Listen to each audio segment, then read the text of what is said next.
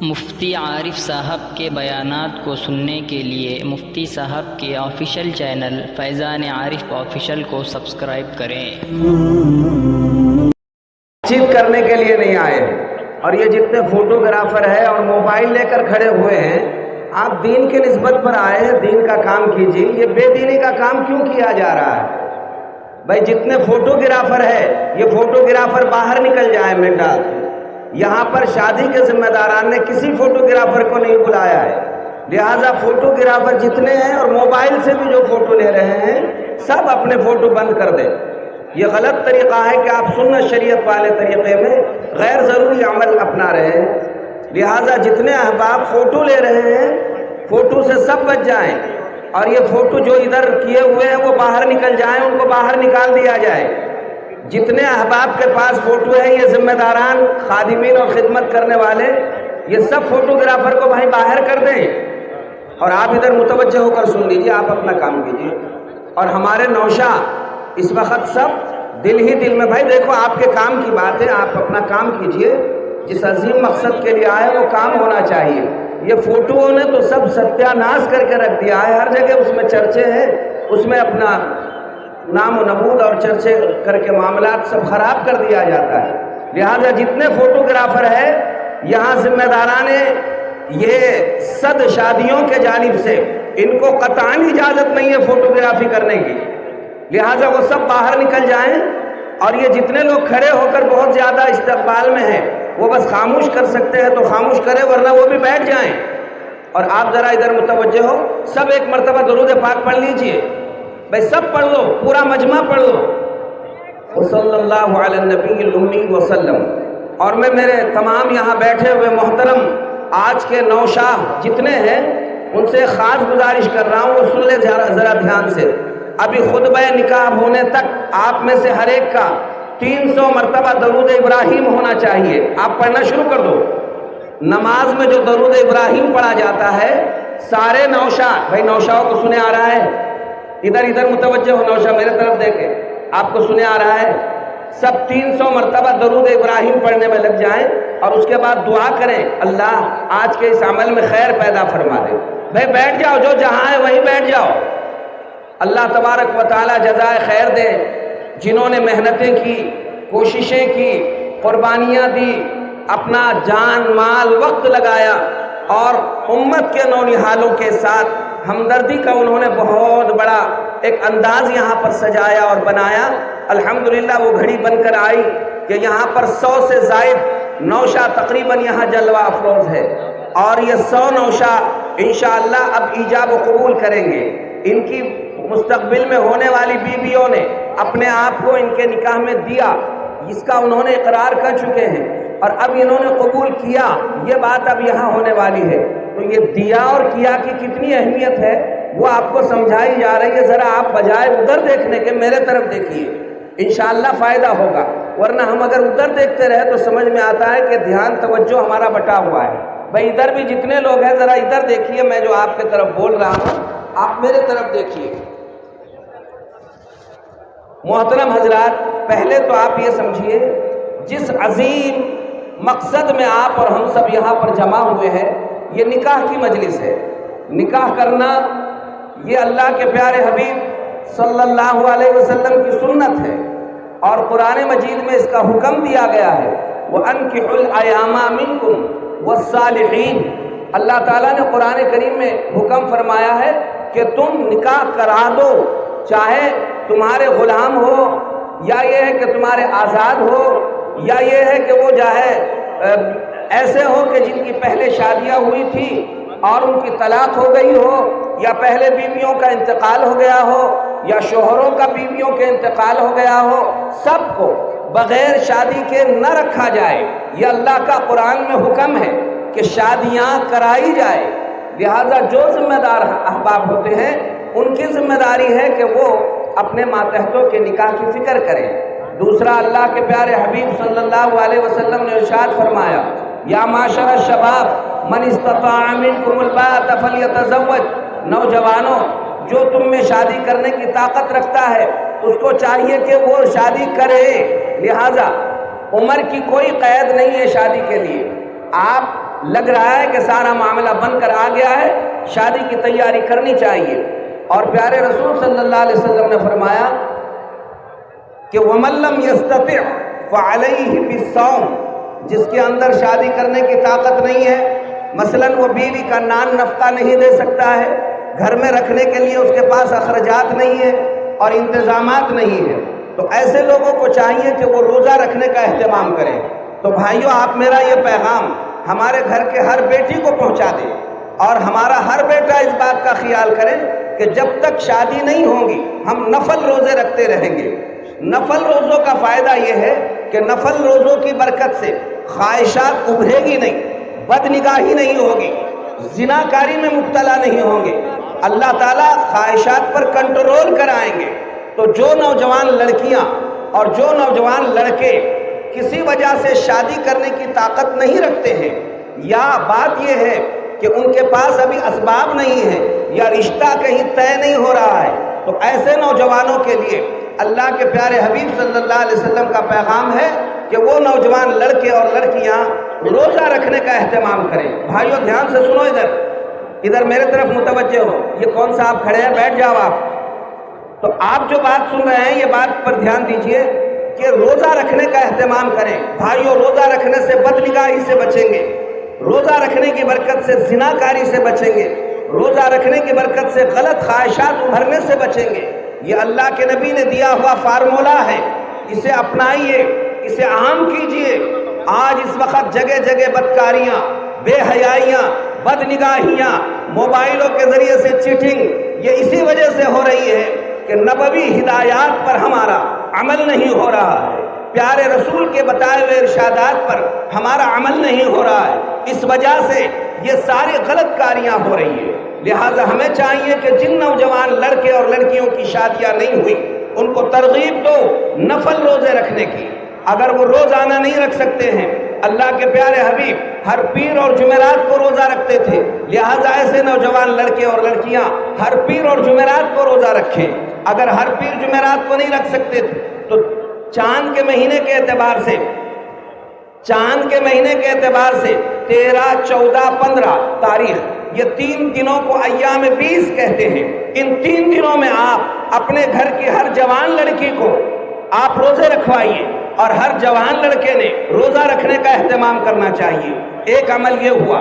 دوسرا, آپ چاہتے ہیں میرے بیٹی کا رشتہ ہو جائے, ان کو سورہ مریم تلاوت کرنے پر آمادہ کیجئے اور ان کو کہیے کہ روزانہ وہ سورہ مریم تلاوت کیا کریں, اور سورہ مریم تلاوت کر کر پھر وہ سورہ مریم کے بعد اللہ تبارک و تعالیٰ سے دعا کا اہتمام کر لیں.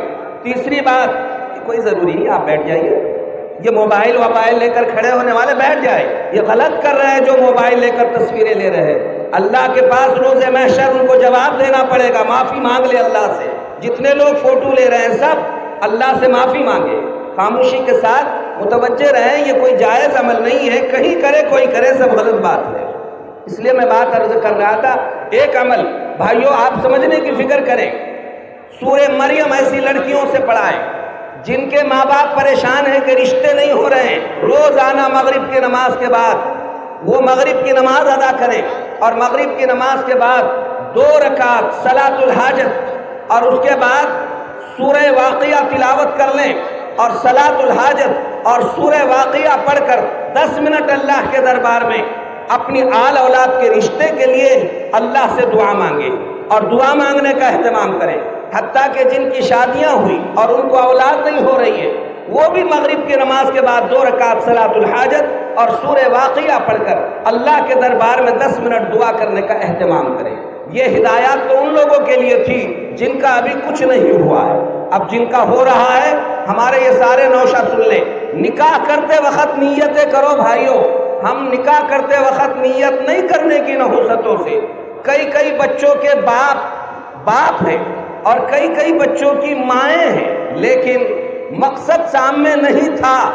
اس وجہ سے نکاح ہونے کے بعد بھی کہیں نگاہیں پھسل رہی ہے, کہیں قدم پھسل رہا ہے, اور کہیں خواہشات پھسل رہی ہے. نکاح کا مقصد کیا ہے؟ ابھی یہ سب نوشہ نیت کر لے, اور جتنا مجمع بیٹھا ہے سب نیت کر لے. نکاح کیوں؟ نکاح کیوں کیا جاتا ہے؟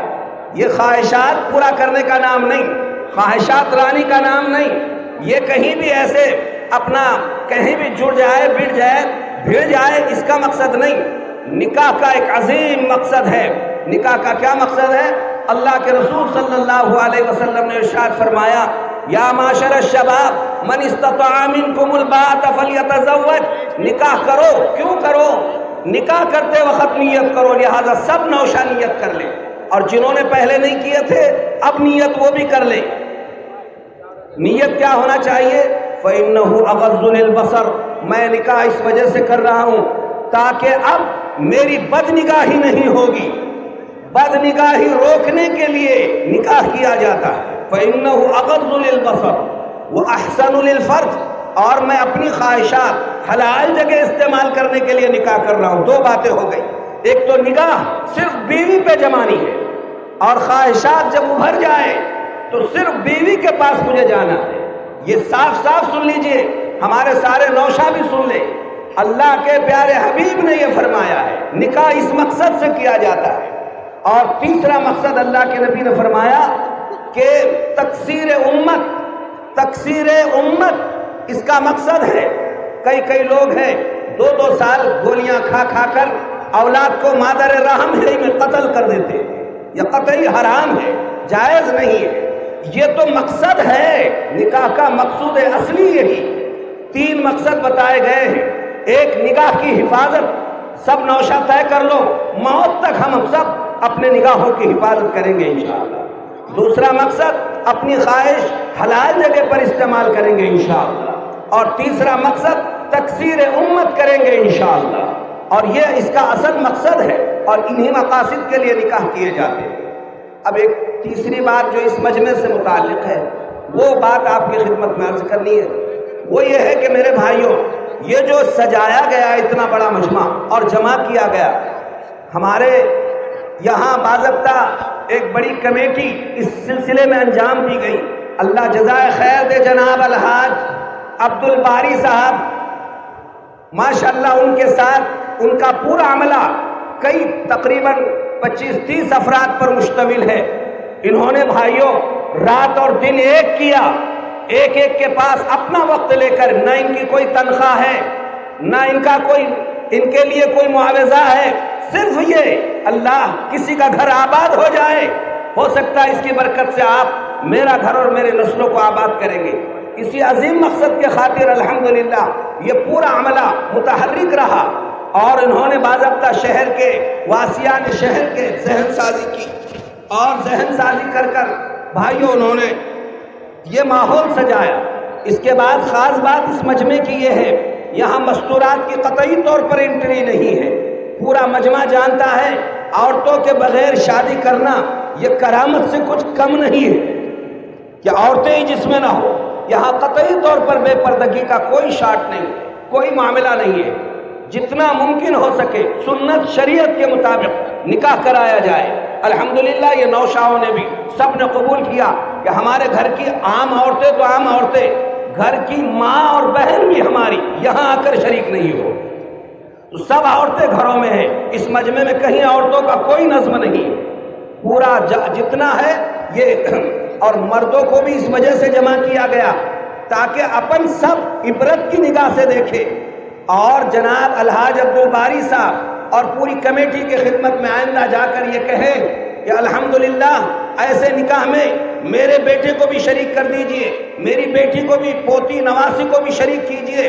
آئندہ کے بھی یہ عزائم انشاءاللہ رہیں گے، اور پھر انتہائی کم خرچ میں اس کی ساری تفصیلات جناب عبد الباری صاحب آپ کی خدمت میں پیش کریں گے کہ کتنا خرچ ایک شادی پر کیا جا رہا ہے۔ اللہ کے پیارے حبیب صلی اللہ علیہ وسلم نے فرمایا نکاح کو آسان کرو، بھائیوں نکاح کو آسان کرو، اتنا آسان کرو کہ لوگوں کے لیے بد نگاہی، بدکاری، زناکاری مشکل ہو جائے۔ یہ اللہ کے نبی کا حکم ہے، لہذا جتنا آسان کر سکتے ہیں۔ نکاح اتنا آسان ہے کہ اس کے لیے کنٹل بھر کھانا کھلانا قطعاً ضروری نہیں ہے، اس کے لیے جہیز دار قطعاً ضروری نہیں ہے، اس کے لیے بڑے بڑے انتظامات قطعاً ضروری نہیں ہے۔ صرف نکاح کے لیے اتنی بات ضروری ہے، لڑکا اور لڑکی راضی رہے۔ پورا نکاح نام ہے 5 باتوں کا، 5 باتیں. بولو سب عمل کریں گے بھائی؟ میرے سارے بھائی میرا یہ پیغام سن لیں. اسلام نے بتایا، پیغمبر محمد صلی اللہ علیہ وسلم نے بتایا، بس یہ آخری بات ہے، اس کے بعد بات مکمل ہو رہی ہے. پورا نکاح نام ہے 5 باتوں کا. یہ بات اور ہے کہ ہمیں وہ 5 باتیں معلوم نہیں ہے، اب معلوم ہو جائے تو سب عمل کریں گے انشاءاللہ. نکاح میں 2 فرض ہے، یہ ہمارے نوشہ بھی سن لو اور سب بھائی پورا مجمع سن لو. فرض جیسے نماز میں فرض، روزے میں فرض، زکوٰۃ میں فرض، حج میں فرض. تو پورے نکاح میں بولو کتنے فرض ہے؟ 2. بولو بھائی صاحب کتنے ہیں؟ 2. نمبر 1 ایجاب و قبول، یعنی لڑکی نے بولنا میں نے اپنے آپ کو آپ کے نکاح میں دیا، اور لڑکے نے بولنا میں نے آپ کو قبول کیا، اسے بولتے ہیں ایجاب و قبول. یہ 1 فرض ہوا. نمبر 2 ایسا بولتے وقت کم از کم 2 لوگ وہاں موجود رہنا، صرف 2. اور زیادہ کتنے؟ یا ایسے ہزاروں رہے تو کوئی حرج نہیں ہے، کم از کم 2 گواہ کا موجود رہنا. یہ 2 فرض ہے. تو ایجاب و قبول اور 2 گواہوں کی موجودگی، یاد کرو اس کو. نمبر 2 مہر مقرر کرنا. مہر اگر ہو سکتا ہے مہر فاطمی مقرر کیا جائے.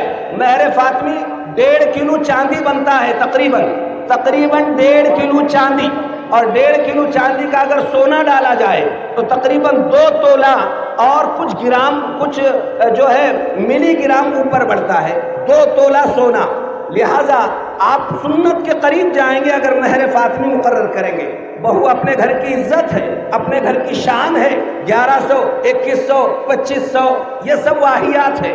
آپ اپنی ہمت طاقت کے مطابق، لڑکا کم از کم 1 مہینے کی تنخواہ مہر مقرر کرنے کا رواج ڈالا جائے پورے میں ہر جگہ. یہ تو مہر، یہ 3 باتیں ہو گئی. چوتھا اس وقت خطبہ نکاح پڑھا جائے.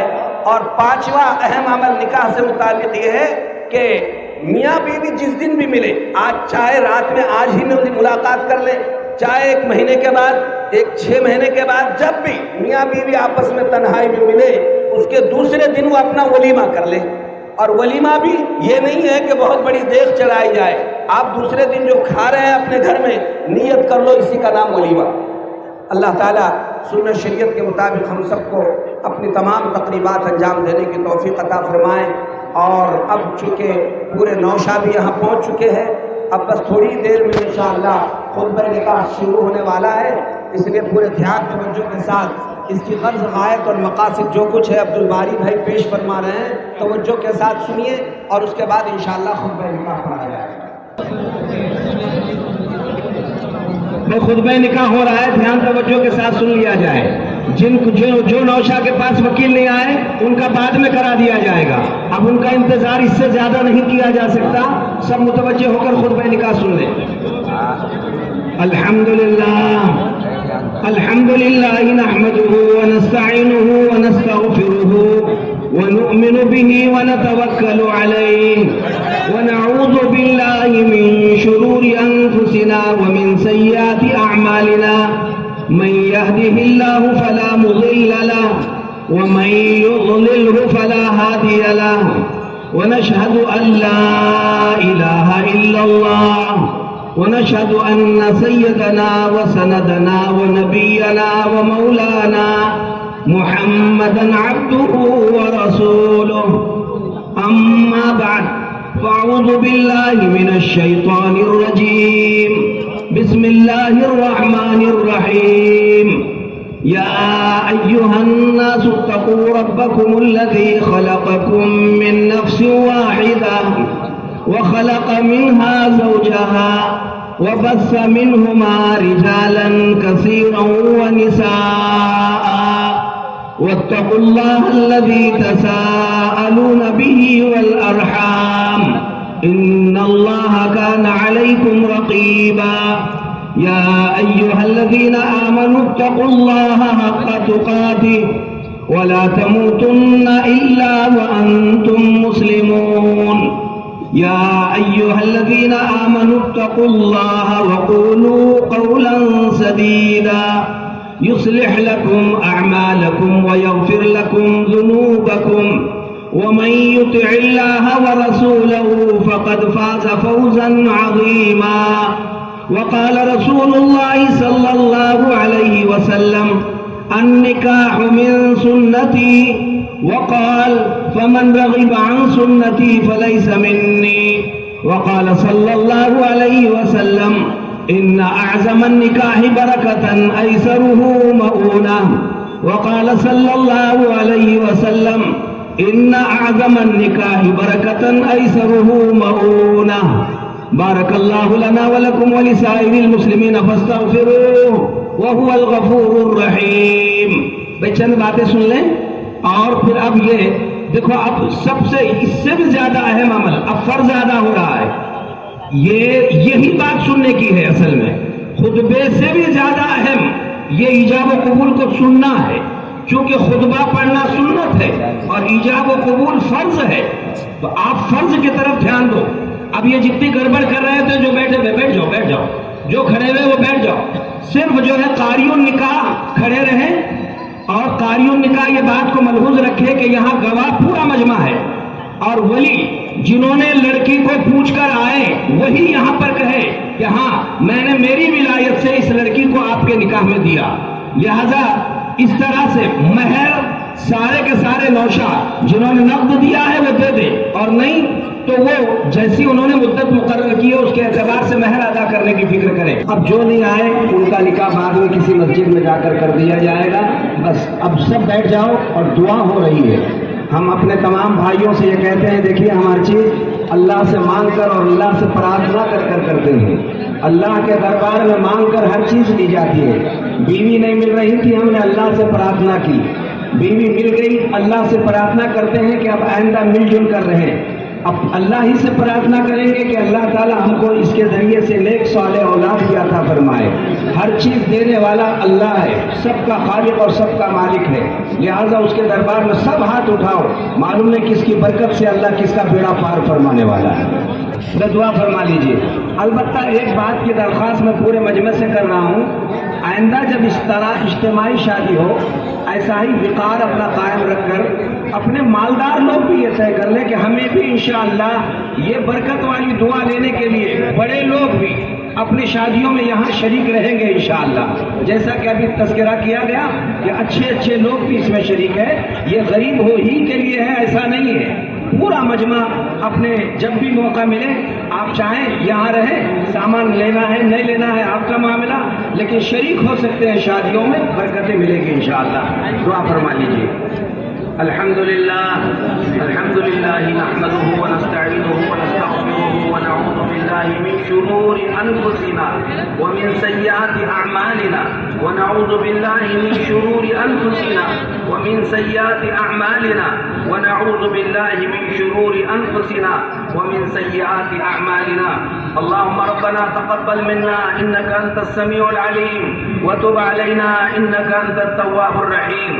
پیارے اللہ، ہم سب کے ساتھ رحم و کرم کا معاملہ فرمائیے، عفو و عافیت کا معاملہ فرمائیے، درگزر کا معاملہ فرمائیے.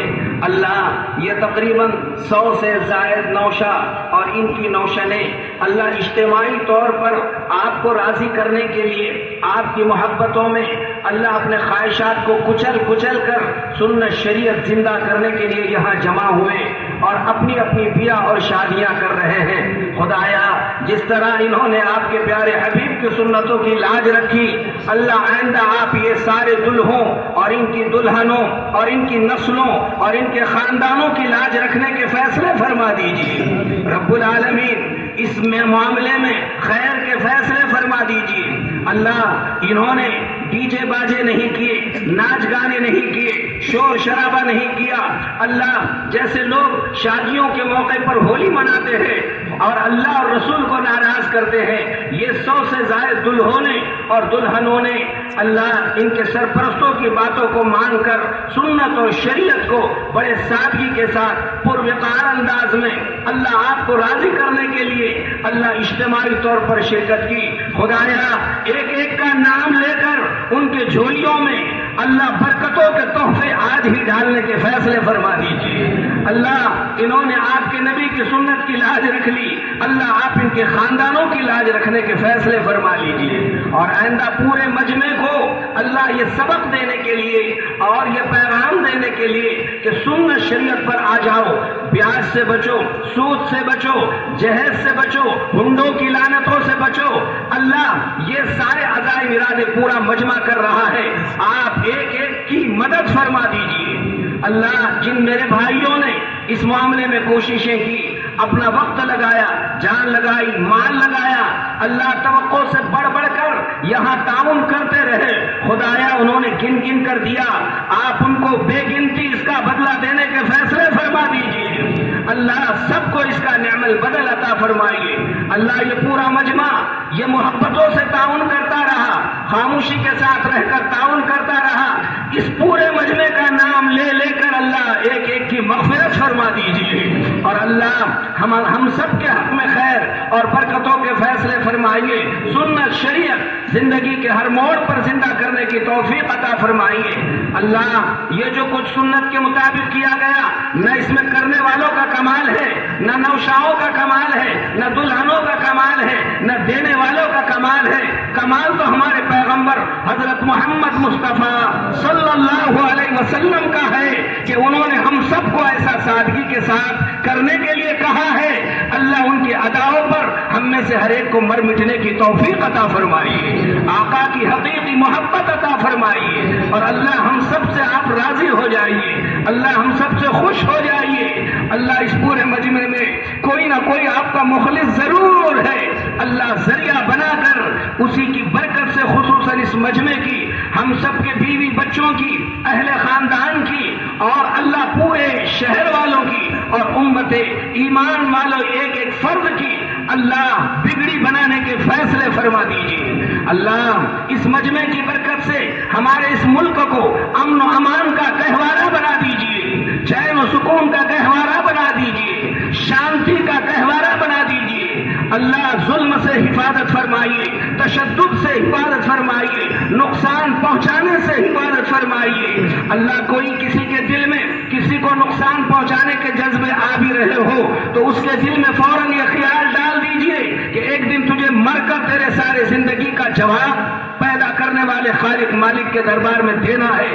اللہ ایسا یقین کر کر اسے توبہ کی توفیق عطا فرمائیے۔ اللہ آپ ہم سب کے خالق ہیں، ہم سب کے مالک ہیں، آپ ہی اکیلے رب ہیں، آپ ہی کے سامنے ہم پیشانی اور ماتھا ٹیکتے ہیں اور آپ سے ہی پرارتھنا کرتے ہیں۔ اللہ ہم پیدا نہیں ہوئے تھے، ہمارے ماں باپ نے ہمارے بارے میں آپ کے دربار میں پرارتھنا کی، اور اللہ اب جب ہم مانگ رہے ہیں ہم اپنی آل اولاد اور نسل اور ملک اور ملت کے بارے میں آپ کے دربار میں پرارتھنا کرتے ہیں۔ اللہ سب کو امن عطا فرمائیے، شانتی عطا فرمائیے، سکون عطا فرمائیے، اطمینان عطا فرمائیے، چھوٹے بڑے کو اس کا پورا پورا حق عطا فرمائیے، اور اللہ ملک کی ملت کی سالمیت کے فیصلے فرما دیجیے۔ پیارے آقا نے ایسے مبارک و مسعود موقع پر آپ کے عالی دربار میں اللہ جو چھوٹی بڑی چیزیں آپ سے مانگی ہے، ہم بھکاری اللہ اپنی جھولیاں پھیلائے ہوئے ہیں، ہمارا حصہ ہمارے جھولیوں میں ڈال دیجئے، اور جن جن سے پناہ مانگی ہے اپنے دست شفقت سے حفاظت فرمائیے۔ اللہ پورے مجمع پر پھر ایک مرتبہ محبت کی نگاہ ڈالیے، جو کچھ بد نظمی اور یا اللہ تھوڑا بہت خلل اگر ہوا ہے اپنے شان غفاریت سے ہم سب کو معاف فرما دیجئے، اور آئندہ بڑھ بڑھ کر ایسے نیک کارہائے خیر ہم سب کو انجام دینے کی توفیق عطا فرمائیے۔ آج کے اس اجتماع کو اللہ ایک مثالی اجتماع بنا دیجئے، اور پورے شہر میں خصوصاً اور پورے ملک میں عموماً اللہ سادگی اور سنت کا زبردست انقلاب لانے کا اس مجمع کو ذریعہ بنا دیجئے۔ اللہ یہ جتنے دلہے اور دلہن ہیں اس نکاح کو ان کے پاک دامنی کا ذریعہ بنا دیجئے، ان کی عزت اور عصمت کی حفاظت کا ذریعہ بنا دیجئے، نگاہوں کی حفاظت کا ذریعہ بنا دیجئے، تکثیر امت کا ذریعہ بنا دیجئے، سب کو نیک اور صالح اولاد عطا فرما دیجئے، میاں بیوی میں محبت اور جوڑ پیدا فرما دیجئے۔ اللہ ایک دوسرے کے حق ادا کرنے کی سب میں صلاحیت پیدا فرمائیے۔ ہم میں جن کے گھروں میں بغیر شادی کے بیٹا بیٹیاں ہیں اللہ سب کو نیک سالے جوڑے اور رشتے عطا فرما دیجئے، ان کے شادیوں کا جلدی انتظام فرما فرما دیجئے، خوشیوں بھری ان کو زندگی نصیب فرمائیے، جن کی شادیاں ہوئی ان میاں بیوی میں جوڑ محبتیں پیدا فرمائیے، جو بے اولاد ہے اللہ سب کے گود میں نیک اور صالح اولاد ڈال دیجئے اور نیک صالح اولاد سے مالا مال فرمائیے، جن کی اولادیں ہیں ان کے ماں باپ کی فرما بردار بنا دیجئے اور اللہ ماں باپ کو اپنے اولاد کے حقوق ادا کرنے کی توفیق عطا فرمائیے۔ پیارے رسول صلی اللہ علیہ وسلم نے اللہ اس مبارک موقع پر نکاح سے متعلق جتنی خیر برکتیں رحمتیں عافیت ترقی جوڑ مانگا ہے، اللہ خصوصاً یہ 100 سے زائد جوڑے لڑکیاں اور لڑکے نوشا اور نوشن دلہے اور دلہن کو خصوصاً اور ہم سب کو عموماً وہ ساری رحمتیں جو پیارے رسول نے مانگی ہے اللہ ہم سب کو ان رحمتوں سے مالا مال فرمائیے اور جن سے پناہ مانگی اپنے دست شفقت سے حفاظت فرمائیے۔ جزا اللہ عنا محمدا ما هو اہلہ صلی اللہ تعالی علیہ وسلم۔ سبحان ربک رب العزة عما یصفون وسلام علی المرسلین والحمد للہ رب العالمین۔